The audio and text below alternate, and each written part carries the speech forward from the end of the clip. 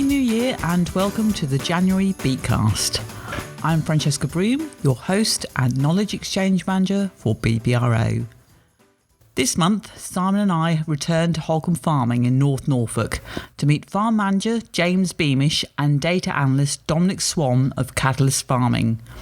We're going to discuss why data has such an important role in farm management, what kind of data they're collecting and the impact and changes they expect to see. So we're on the second part of our interviews here at Holkham Farm, and today I'm actually joined by Dominic Swan, who's the lead data analyst for Catalyst Farming. So can you just tell me a little bit about yourself, Dominic, and what your role is here? So we started this sort of joint venture between these four farms about 18 months ago now, and it's really looking at collecting and sharing the data between the four farms to improve the way we farm and make us better farmers. So farming background? I went to Newcastle University and studied agriculture. Previous to that, I've worked some harvests on one of the farms in the group. Well, I guess you'd had a little bit of a link to farming, but it's a change of role to then go into data analysis. I imagine most of your time is spent behind a computer? Yes, certainly at this time of year especially. There's a lot of data to now go through and analyse. During the growing season, I spend quite a lot of time out in the field collecting that data as well. There's a lot of plant counts, till accounts, green area index. There's a lot of data to collect in person out in the field. Yeah, Catalyst Farming, so those four businesses pooling their data together. We have 700 fields between our group now, so even just going through that data. Sorry, Simon's eyes over 700. Individually, there may not be enough fields to really pull any real trends together, but when you pull them together, just simply for like wheat, just looking at drilling data and yields, you get such a perfect correlation between them. And for all of the crops, just doing similar things. And also maybe looking at yield versus the quality, or the drilling data, the quality. Just anything we could have an effect on. Well, everything goes over the weighbridge, but it's never been used other than to know how much grain there is to sell. But why not actually look back at it? And then together with the data you record on your gatekeeper, which all the farms do anyway, they will record the drilling date quite accurately, what machine they've used to establish it. So just pulling it together and analysing it is quite... But how do you decide what the critical data, because everyone's got huge amounts of data, so how do you actually define that's what I need and that's not? So the data has to be able to have some impact.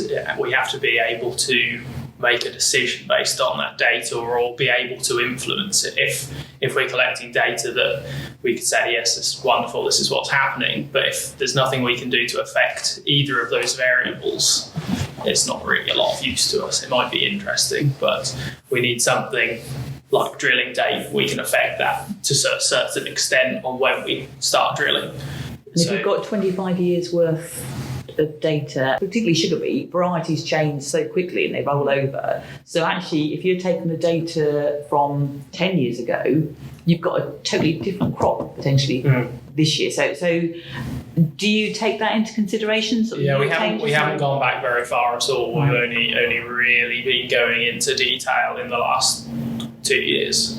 Looking at trends, we use the yield trends sometimes to show whether we're still increasing or whether we're plateauing, and comparing that to the regional and the England's yields as well, what effect we're having from that. But then also maybe pooling together. So we've got probably 10 years of weather data as well, trying to put that weather data into some sort of format to try and easily see what's happening with that compared to those long-term yield trends as well. See if we can pick up how our climate is affecting our yields and where those limiting factors are. So it's probably similar to what you're developing now with the beet yield tracker. There's other tools out there, but to be actually doing that on our own fields, in our own location and using our own data, effectively as well to try and, as Dominic just said, we're only really sort of 18 months to 2 years, 2 growing seasons into this, but it's going to take time to pick up trends, to pick up enough data there. But as a crop manager, it's so we've got a little bit more of an informed decision on the day we're going to treat a crop.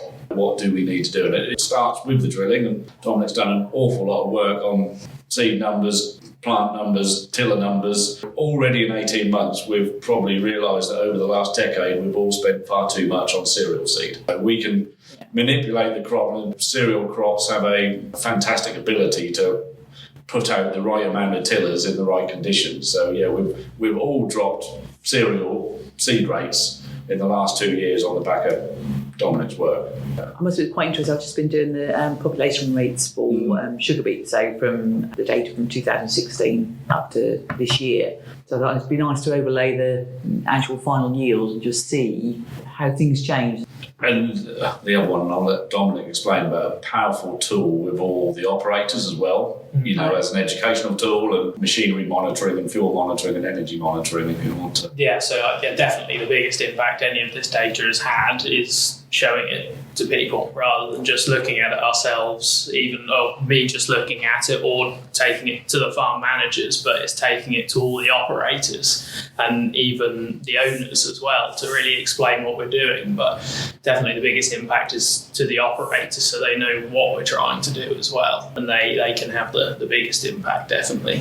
Do you use a lot of contract operators, or are they mainly your own staff? Mainly. Majority, mostly it's all. But, you know, an example of that all the operators here now have a tablet of some form with them when they're doing any field operation. You know, when they're in the field, the clock is running on how long they're there, what depth the cultivator or drill is, how many litres of fuel they're using for that operation. Dominic's technology come back to him automatically. It's not Dominic going out there and collecting all the data. It's making it a simple process that everyone just buys into that data comes. And yeah, there's probably a lot of data we don't use, but cloud-based storage, it's all there, and you never know when you might pull out the right bit that you can help you somewhere down the line. A lot of the growers got contract harvesters. Someone comes in, they've got a set amount of days they're going to spend with you. The crop doesn't stop when the harvester comes in. You need to be out there and just measuring it. And you can't necessarily slow the process, but you might be able to tweak things to your own benefit, which that's where it's lucky for you that you've got your own staff that pay a little bit more attention. Yeah, it should be, but that's where, as a farming industry, we've probably been very poor. That there's always a barrier in there that we, personally, as we go forward and support payments come down a bit, if we don't all work that little bit harder, unfortunately, there will be upset in the industry going forward. So, I think we recognised that however long ago, and collaboration is another big thing. We tried for many years to do this individually on farms, and exactly what you just said, Ches, that, we started off with the right intentions, you get busy into a season and everything go by the wayside, and at the end of it you think, we should have done that. These 5 businesses with the potato business as well then collaborate, we can then share the cost of a Dominic who pro rata amongst those 5 businesses, and we just know that information and that detailed monitoring is going to be done. And then, this time of year, Dominic spends an awful lot of time crunching that data, and, we had a fantastic presentation last week, and it was 120 something PowerPoint slides, but he had us on the edge of the seats all day because it was, it's relevant information that we can all use and actually can drive a business forward with that. So. And it is the little tweaks that you make, isn't it? Yeah, it might only sound small, but it can make a big difference to what you're delivering. And as James mentioned earlier about it being our own data, using other resources where you're using averages from across large areas, you quite often dilute the real meaning behind it, and you can't pick out individual parts of it. But when it's your own, you can, if there's an anomaly standing out, you can discuss exactly what happened there and what and why. And then it's all more relevant to us as well because it's our own data, so that's quite important to us. Can you give me an example of an anomaly that you found and what it's led to? Quite often when, especially if you're just looking at field yield data, we have such a massive range in yields. No other industry would accept the amount of variation we have in our output, where if we say, for example, why is this field perform so poorly, the majority of the time it's drainage or something, or say, well, that field's not drained, it sits wet, it didn't do anything over winter and it didn't really produce, and then maybe we should get it drained or something. Is that not could it be producing that twice as much? We found that actually when we've been trying to look at sugar beet varieties and try and identify which are suitable ones for leaving to grow on to do the autumn growth, and you kind of come out with an average, and it's not very exciting because it's masked exactly by 1 or 2 fields with perhaps that variety, which for other reasons, it might be a disease, soil issue, completely kind of just lower the average, and actually takes the value out of it, doesn't it? Exactly to your point. But the point is, the devil is in the detail here. Yeah. If you start looking at that at individual farms and start actually saying, well, actually, now let's take that field out because that's got a specific issue. You suddenly then multiply up sometimes the impact of some of these things, don't they? Definitely. Varieties often suffer from that terribly. And if you look at individual levels, some do so much better than others, which we don't always pick up in our trials. Yeah. The other one comes from a sort of benchmarking tool as well, that we're 5 businesses benchmarking, slightly different routes on machinery, on distributors, on suppliers, and I've been involved with various benchmarking tools by sort of larger organisations, and you've got to take the results on a lot of them with a pinch of salt. But, everyone has different fixed costs coming into a business somewhere, so full transparency amongst these sort of 5 businesses. There's a certain bit of competition and rivalry in there as well. When Dominic's put these slides up, but it doesn't. And we've got a day next week where we've got Philip Wright and David Purdy from John Deere are coming. It's for all the guys. So, between those 5 businesses, there's probably nearly 40 operators. So you're going to have a day next week. We'll have some soil pits. Dominic will a scaled down version of his presentation to all the guys, and then outside people coming in put their view on it as well. So it then puts a little bit of competition and rivalry between the various teams as well. Yeah. So it's keeping standards up and doing the right thing on the right day. Everyone then has that understanding, and when as the manager, it's on the Friday morning and say, look, we probably need to do something over the weekend. It's a lot easier when everyone has a full understanding of, if we don't do that this weekend, that might be too late next week, or, the weather's changing next week. So powerful tool in that way as well. Yeah, definitely, again, down to that healthy competition. It's quite easy to put all the machines up to compare to one another, and everybody knows who operates each machine, so you could almost put a list of names up of who is most efficient. Yeah. But everyone has their favourite machine though, don't they? It's to try and change them from green to blue or vice versa. It's a bit difficult. Yeah. Nobody's really too sensitive about that information, are they? They're just going to get upset if they're at the bottom of the table, but then we can discuss why actually it is at the bottom of the table and then figure out what it is. Or it was like that when we first introduced the BYC, wasn't it? Because that initially had 30 or 40 growers, and all anonymous, but the first thing growers wanted to know, all desperate to second guess, who was who. And I know when we did the presentation, there was a lot of kind of that. But we knew that. We had to anonymise. Well, it's taking us that question. So, what did you do differently? Yeah, and that's a brilliant question, isn't it? How did you manage to do that? And when you can put that up on a screen in front of 40 growers, and you can see that range of whether it be yield, whether it be input costs, it does start to stimulate the mind. Well, how can I be up there? What have I got to do differently? I think the challenge with BBR is quite often we can identify the basics. But actually, you made the point that we've got to get beyond that now. Yeah. We've got to get to level of detail, excellence. And sometimes that you have to start doing it at exactly the level you're doing at. We can look at BYC and I can churn out plant population, disease control, but actually, but how? Yeah. And that brings it down to that kind of slightly micro level, doesn't it?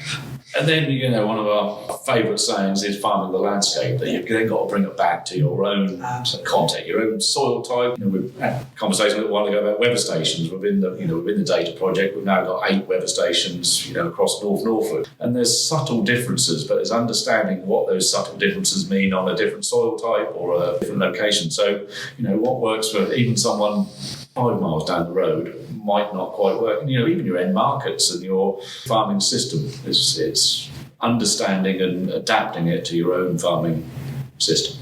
You mentioned about software on the data side. Have you created your own program? For data collection for machinery operations, we just created a small, simple app, just a sort of questionnaire style form that on every field after an operation you can fill out what machine you're using, what implement it is, how deep you're cultivating, how long it's taken, the fuel used, and a few other points. And then you just send it off and it comes through to me in a spreadsheet to analyse later.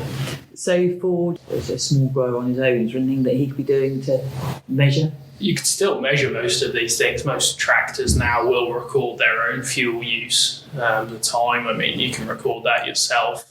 you don't necessarily need an app to put it into. You can put it into paper. The only reason we didn't, I wanted to get away from that. There's obviously a lot of operations happening across the 4 farms, and it would take me a long time to go through all the paperwork, and paperwork can get lost as well. So that's the reason we created the app, was to get away from that. But yeah, you can record the data yourself.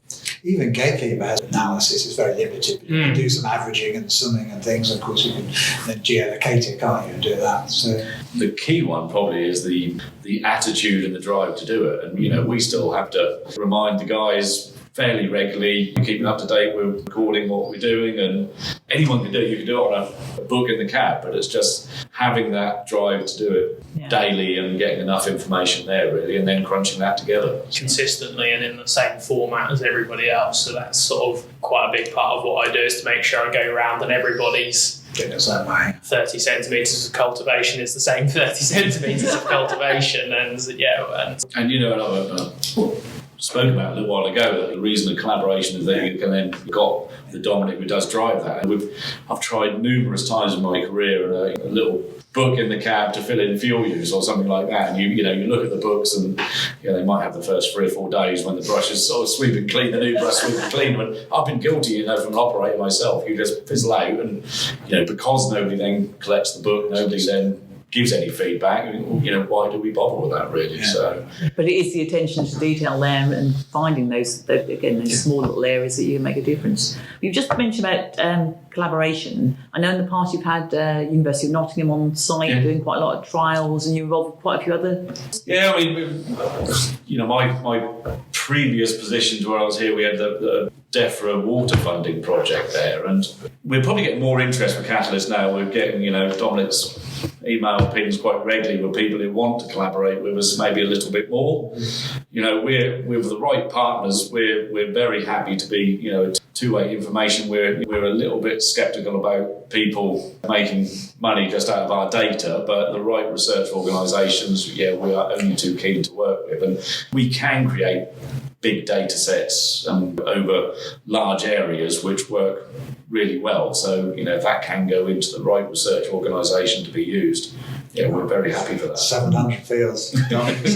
Fantastic data results, isn't it? Definitely. We're only, 2 growing seasons and 18 months into this, so we're probably a little bit protective at the moment. One, because we know 2 growing seasons is not real representation of 2 very different climatic seasons. So we need to build this up a little bit as well. But for us at BBRO, when we obviously do a lot of the agronomy side on research, what about on the machinery side? Are you doing anything there, looking at new technologies coming in? Certainly, we're probably focused a little bit more on the cereal side of farming. So, and again, within those 5 businesses, there's always a demo drill or different cultivation technique coming in somewhere. So follow that through quite stringently, and Dominic probably focuses on a field where there might be a demo drill, probably a little bit more than farm standard.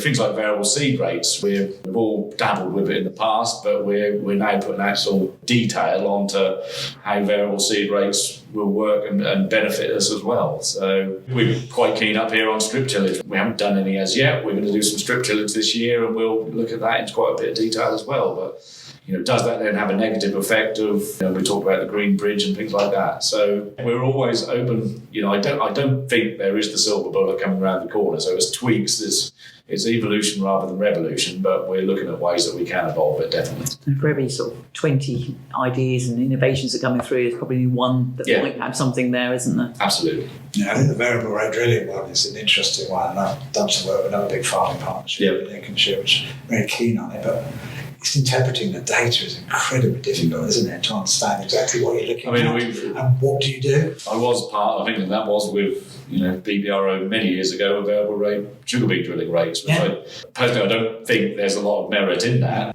Within sugar beet, it's getting the right seed bed right for the right plant population, rather than on a poorer seed bed putting more seedings. You just end up with more smaller beet. So. Or on a good seed bed putting less in. Yeah. I don't know. I'm actually right in your camp, because I'm struggling to see the advantage. And I've done some monitoring on the farm. They've done that, but the justification what they've done, I'm not sure I understand. No.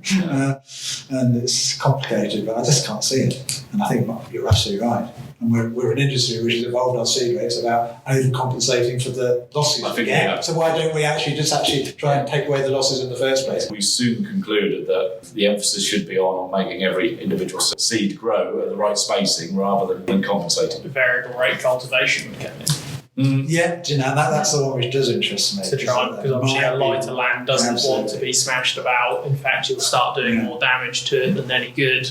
And that heavier, stronger land might need a little bit more work to get. Or I suggest on goes, do we dare think about variable rate organic manure application? Some land will respond better to organic manures, and we see that in plant populations. So rather than putting a little bit everything, why don't we concentrate a good healthy dose in the bits of the fields which really need it? Our seedbed preparation for sugar beet starts, well, it never stops. Wherever we can in our whole rotation, if we got a point in that rotation where we can add an organic material, we can put a cover crop in, we can change a cultivation technique to benefit our rotation. So we shouldn't get to March the 1st and decide what we've got to do this to get a sugar beet seedbed. That should be planned 2 or 3 years ahead, and that you're doing the minimal in front of sugar beet then to actually just get that sugar beet in and established in the right growing condition. It's almost like a holistic view of commercial farming, isn't Absolutely. it? You're just trying to bring everything in. So thank you for your time, James and Dominic. It's been lovely to be here, and we look forward to hearing more of your data and results in future. Yeah, thank you. You're welcome. Yeah, nice to have you. As mentioned, the BBRO have been working on the beet yield tracker, which we will release to growers this year. We hope this will help you all to track your beet crop and make those all-important tweaks to boost your yield. Also, watch out for your post, as the 2022 BBRO reference book should be arriving with you very shortly. This will also be available via the BBRO website from the 10th of January. Best wishes from all at BBRO for the new year, and thank you for listening.